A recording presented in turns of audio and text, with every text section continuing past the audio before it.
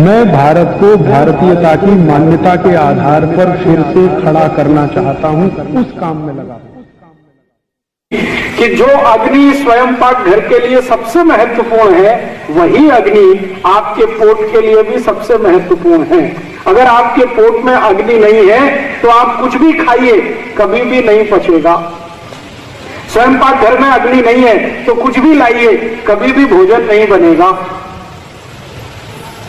तो जैसे स्वयं पाक घर की अग्नि महत्वपूर्ण है, ऐसे ही पोट की अग्नि महत्वपूर्ण है।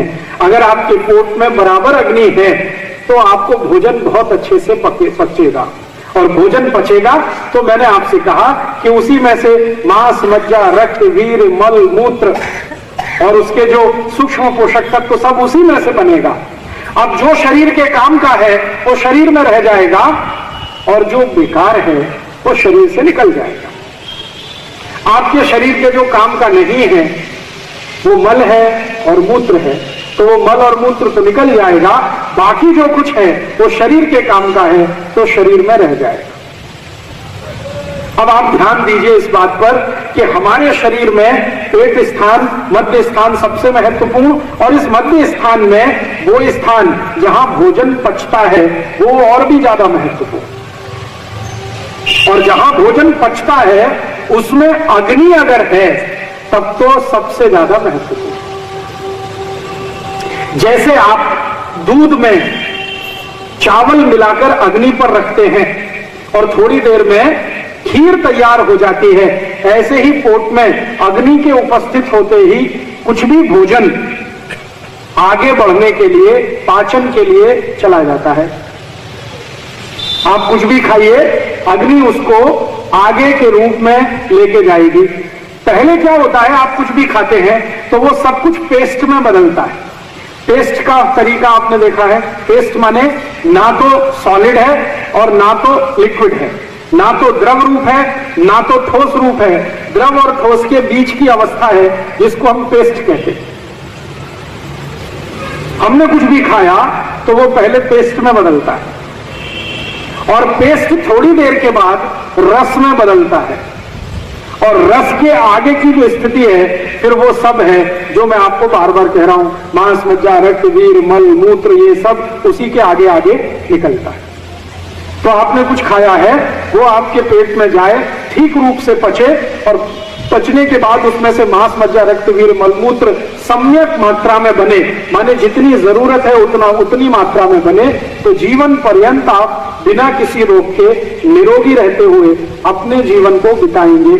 आयुष पर सबसे ज्यादा रिसर्च भागवत जी ने किया, चरक ने किया, सुश्रुत ने थोड़ा बहुत किया, लेकिन सबसे ज्यादा भागवत ने किया, और सबसे ज्यादा सूत्र इस विषय पर फिर उन्होंने ही लिखे। इसलिए उनके शास्त्र, जिसका नाम है अष्टांग हृदय, उसमें से निकालकर 2-3 सूत्र बताता हूं कि आप जो खा रहे हैं वो ठीक से पचना चाहिए, उसके लिए अग्नि प्रदीप्त होनी चाहिए। इसके लिए सूत्र है। सूत्र क्या है? आपकी अगर पेट में अग्नि अच्छे से प्रदीप्त हो रही है, आप जो कुछ भी खा रहे हैं अच्छे से पच रहा है, तो इसमें ध्यान देने की बात यह है कि कौन कौन से ऐसे तत्व हैं जिनसे अग्नि बाधित हो सकती है। कौन कौन से ऐसे तत्व हैं जिनसे अग्नि बाधित हो सकती है।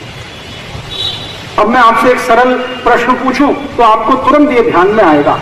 आपके स्वयं पाक घर में आपने भोजन बनाना है, मान लीजिए खीर बनानी है, आपने दूध और चावल दोनों मिलाकर रख दिया, आपकी गैस जल रही है, बर्नर ऑन है और वो खीर बन रही है। अब अगर मैं इस बर्नर को जलते हुए पानी डाल दूं, आपकी खीर पक रही है, आग जल रही है, मैं भोजन किया, फिर गट गट गट गट लोटे पे लोटा पानी पीना शुरू कर दिया। अब क्या होगा? अग्नि बुझेगी, क्योंकि पानी और अग्नि की दुश्मनी है। अब लोटे पे लोटा पानी पीते जाएंगे तो अग्नि तो बुझ गई, अब भोजन कैसे पचेगा? स्वयं पाक घर में भोजन कैसे बनेगा? अगर अग्नि बुझ गई, पानी डाल दिया, तो वहां जो स्थिति है वो ही पेट में हो जाएगी। और अगर भोजन नहीं पचेगा तो फिर क्या करेगा? सड़ेगा, और सड़ा हुआ भोजन भागवत ऋषि के अनुसार 103 रोग पैदा करेगा। एक नहीं, 103। आयुर्वेदिक उपचार के सभी दर्शकों को सादर वंदे। दोस्तों, यदि आपको भी भाई श्री राजीव दीक्षित जी के इन दुर्लभ व्याख्यानों से लाभ पहुंचा है तो नीचे जय श्री राजीव दीक्षित, जय गोमाता, वंदे मातरम लिख सकते हैं। दोस्तों, आप सभी ने अपना बेशकीमती समय निकालकर भाई श्री राजीव दीक्षित जी के ये अद्भुत व्याख्यान सुने एवं इसके लिए आप सभी का तहे दिल से धन्यवाद। लेकिन दोस्तों, आज के इस समय में केवल इन व्याख्यानों को देखना या सुनना ही काफ़ी नहीं है। इन दुर्लभ व्याख्यानों को आप अपने चित परिचित एवं दोस्तों तक शेयर कीजिए ताकि समाज का प्रत्येक व्यक्ति इन सभी चीज़ों का महत्व समझ सके एवं इनका लाभ उठा सके। इसी के साथ जय राजीव दीक्षित, जय गोमाता, वंदे मातरम।